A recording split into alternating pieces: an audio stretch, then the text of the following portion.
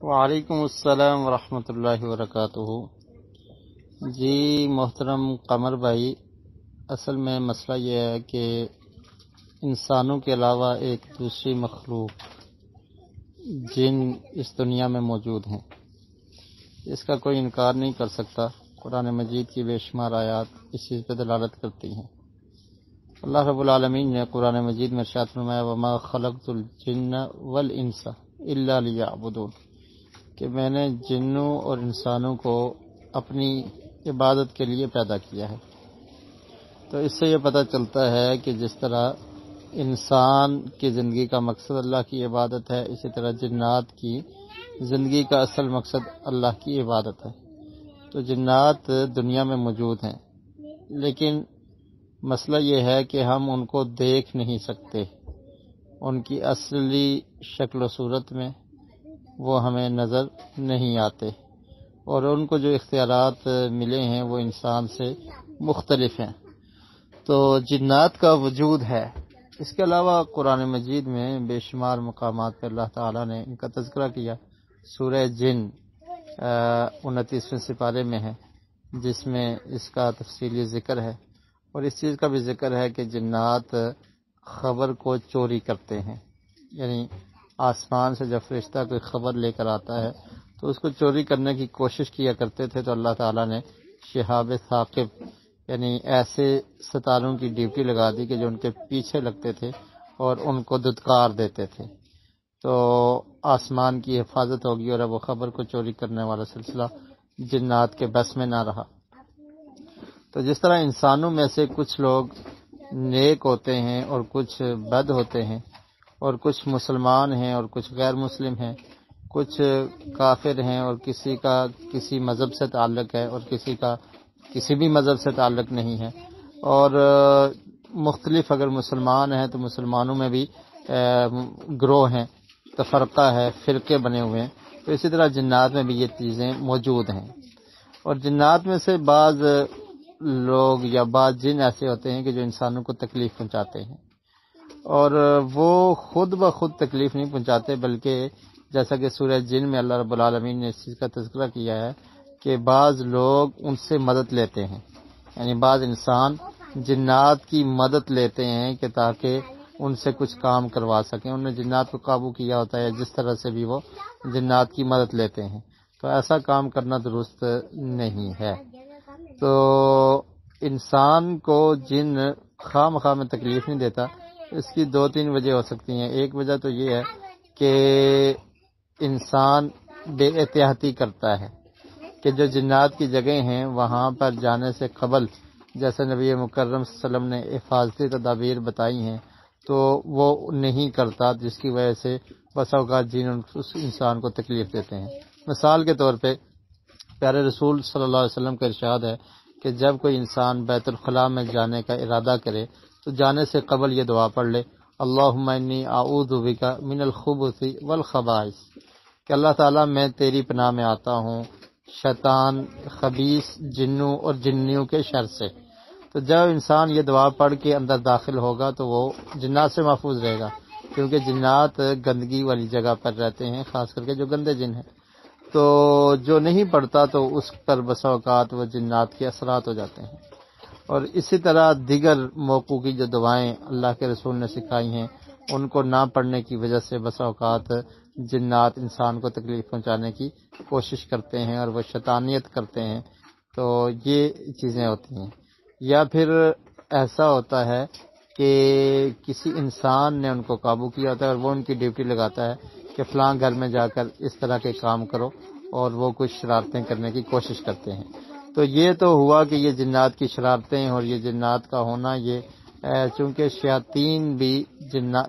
بھی جنوں میں سے ہے، اور اس نے یہ قسم کھائی ہوئی ہے کہ میں انسان کو تکلیف دوں گا، تو یہ شیطان کے بھی حربے ہوتے ہیں۔ تو یہ تمام چیزیں یعنی جنات کا وجود یہ موجود ہے۔ اب رہا ان سے بچنے کا طریقہ، تو ان سے بچنے کا آسان سا طریقہ ہے۔ اللہ نے انسان کو اور خاص کر کے مسلمان کو عزت دی ہے، قوت دی ہے، پاور دی ہے، اور اس کے پاس جو قوت ہے وہ ایسی قوت اور طاقت ہے کہ اس کے مقابلے میں جنات ٹھہر نہیں سکتے۔ اس قوت کو استعمال کرے۔ سب سے پہلے اللہ پر توکل اور بھروسہ مضبوط ہو کہ اللہ کے علاوہ نہ کوئی نفع دے سکتا ہے اور نہ ہی کوئی نقصان سے بچا سکتا ہے۔ جو نقصان میرے مقدر میں لکھا ہے وہ ہوگا، اور جو میرے مقدر میں خوشی لکھی ہے وہ مجھے مل کے رہے گی۔ اور یہ سمجھے کہ سب کچھ یہ اللہ ہی کی طرف سے ہے، یہ یقین اور توکل ہو، اللہ پر پکا بھروسہ ہو۔ اللہ پر جب انسان توکل اور بھروسہ نہیں کرتا، کبھی کسی انسان کی طرف بھاگتا ہے، کبھی کسی پیر کی طرف بھاگتا ہے، کبھی کسی جھوٹے عامل کی طرف بھاگتا ہے، اور کبھی جنات کے شکنجے میں آ جاتا ہے، کیونکہ وہ لوگ پیسہ کمانے کے لیے، پیسہ بٹورنے کے لیے اس طرح کے بہت سارے کام کرتے ہیں۔ تو اللہ پر توکل اور بھروسے کو مضبوط کیا جائے۔ اور دوسری چیز یہ ہے کہ وہ اعمال کیے جائیں جن کی وجہ سے انسان شیطان اور جن سے بچ سکتا ہے۔ مثلا آسان سا عمل ہے، اعوذ باللہ من الشیطان الرجیم، اس کو کثرت سے پڑھیں، اور اس کے بعد لا حول ولا قوت الا باللہ یہ پڑھیں، اور پھر دعائیں جو ہیں، واش روم میں جانے کی دعا، گھر میں داخل ہونے کی دعا، گھر سے نکلنے کی دعا، ان دعاؤں کو یاد کر کے ان کو اپنی زندگی کی روٹین بنائیں۔ نماز کی پابندی، جو انسان نمازی ہے اس پہ ایسی چیزوں کا اثر بہت کم ہوتا ہے۔ جب انسان نماز ہی نہیں پڑھتا، اللہ کے رسول صلی اللہ علیہ وسلم کا ارشاد ہے کہ جو انسان صبح کی نماز پڑھ لیتا ہے وہ اللہ کے ذمہ میں ہوتا ہے، اللہ اس کی حفاظت کرتے ہیں۔ تو جو انسان سویا رہا، صبح کی نماز ہی نہ پڑھی، تو پھر وہ اللہ کی حفاظت سے محروم رہ گیا، تو اس پہ پھر ایسی چیزوں کا، شیطانوں کا اثر ہوتا ہے۔ بلکہ اللہ کے رسول صلی اللہ علیہ وسلم کا یہ ارشاد بھی ہے کہ جو انسان سوتا ہے تو شیطان اس کی گدی پہ 3 گریں لگاتا ہے، اور پھر اس کو کہتا ہے کہ سوئے رہو، بہت لمبی رات ہے۔ تو اگر انسان سویا رہا، صبح فجر کا ٹائم ہو گیا، جاگا نہیں، تو شیطان اس پہ مسلط رہتا ہے، شیطان اس کو تھپکیاں دیتا رہتا ہے۔ لیکن اگر انسان نے ہمت کی، اٹھ جاتا ہے، تو شیطان کی وہ لگی ہوئی ایک گرہ کھل جاتی ہے، اور پھر اٹھ کر اگر اللہ کا نام ذکر کرتا ہے اور وضو کرتا ہے تو دوسری گرہ بھی کھل جاتی ہے، اور پھر جب نماز پڑھتا ہے تو تیسری گرہ بھی کھل جاتی ہے، اور پھر انسان بہت ہی حشاش بشاش اور بڑا ہی خوش اور بڑا ہی اطمینان والا، اور اس کا نفس بہت مطمئن ہوتا ہے، اس حال میں صبح کرتا ہے۔ تو جب مسلمانوں نے ان چیزوں کو ختم کر دیا، اپنی زندگیوں سے دعاؤں کو چھوڑ دیا، نماز کو چھوڑ دیا، قرآن کی تلاوت کو چھوڑ دیا، عبادت کو چھوڑ دیا، تو وہ روحانی طاقت جو مسلمان کے پاس تھی، تو وہ انسان اس طاقت کو کھو بیٹھا ہے، جس کی وجہ سے یہ شیاطین کے حملے اور جنات کے حملے انسان پر، انسان کے گھر پہ ہوتے رہتے ہیں۔ تو اب میں آپ کو مختصر اس کا علاج بتا دوں۔ علاج یہ ہے، تعویذ کے بارے میں آپ نے پوچھا، تو تعویذ کو لٹکانا یہ درست نہیں ہے، تعویذ کو گلے میں لٹکانا یہ درست نہیں ہے۔ وہ تعویذ قرآنی تعویذ ہو یا غیر قرآنی تو قطعاً ہی درست نہیں ہے، اس پہ تو کچھ ہندسے لکھے ہوتے ہیں جس میں شرکیہ ہوتے ہیں الفاظ، اور بسا اوقات کبھی کسی کا نام لکھا ہوتا ہے، کسی بت کا نام، کسی جن کا نام، تو ان سے تو مدد ہی نہیں حاصل کرنی چاہیے۔ اب جو قرآنی تعویذ ہے تو قرآن کو پڑھنے سے شفا ملے گی، قرآن کا آپ دم کر لیں اپنے اوپر، جیسا کہ پیارے رسول صلی اللہ علیہ وسلم نے ارشاد فرمایا کہ جب انسان رات کو سوتا ہے، سونے سے قبل آیت الکرسی پڑھ لے، سورہ فلق پڑھ لے، سورہ ناس پڑھ لے، اور سورہ اخلاص، 3 صورتیں، قل هو اللہ، قل اعوذ برب الفلق، اور قل اعوذ برب الناس، یہ پڑھ کے اپنی انگلیوں میں، اپنے ہاتھوں پہ پھونک کے اپنے پورے جسم پہ مل لے، تو اس کا جسم شیطان کے شر سے محفوظ رہے گا۔ تو یہ طریقے اپنانے چاہیے، تعویذ سے بچیں۔ تعویذ اگر قرآنی بھی ہے تو آپ گلے میں لٹکا کے واش روم میں جاتے ہیں، اس کو ایک بند کپڑے میں رکھتے ہیں، میل کچیل میں رکھتے ہیں، تو اس سے قرآن کی بھی بے حرمتی ہوتی ہے۔ تو اس لیے تعویذ سے بچیں، تعویذ نہ استعمال کریں، مسنون دم کو اختیار کریں۔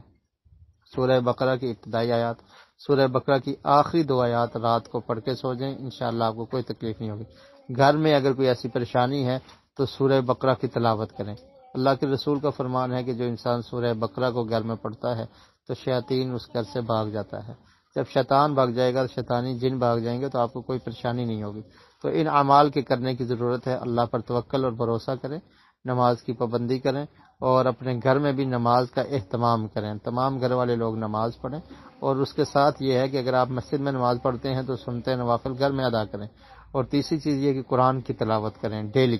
اور خاص کر کے یہ صورتیں، سورہ فلق اور سورہ ناس اور سورہ اخلاص 3 دفعہ صبح پڑھیں، 3 دفعہ شام کو پڑھیں، اس کے ساتھ 1 دفعہ آیت الکرسی صبح اور آیت الکرسی شام کو پڑھیں، اور اس کے علاوہ دیگر دعائیں بھی ہیں لیکن شاید آپ کے لیے مشکل ہوں گی۔ اعوذ بکلمات اللہ التامات من شر ما خلق، یہ 3 دفعہ پڑھ لیں تو انشاءاللہ یہ اعمال کرنے سے شیاطین سے آپ محفوظ رہیں گی، اور اگر ایسی کوئی پرابلم بھی ہے گھر میں تو وہ بھی ختم ہو جائے گی۔ اور سورہ بقرہ کی تلاوت ترجمے کے ساتھ گھر میں لگا کر رکھیں، جس کو آپ کے گھر کے بچے، عورتیں اور تمام وہ لوگ سنیں، تاکہ قرآن گھر میں تلاوت ہو، قرآن پڑھا جائے۔ اگر سب سے پہلی بات یہ خود پڑھیں، اور خود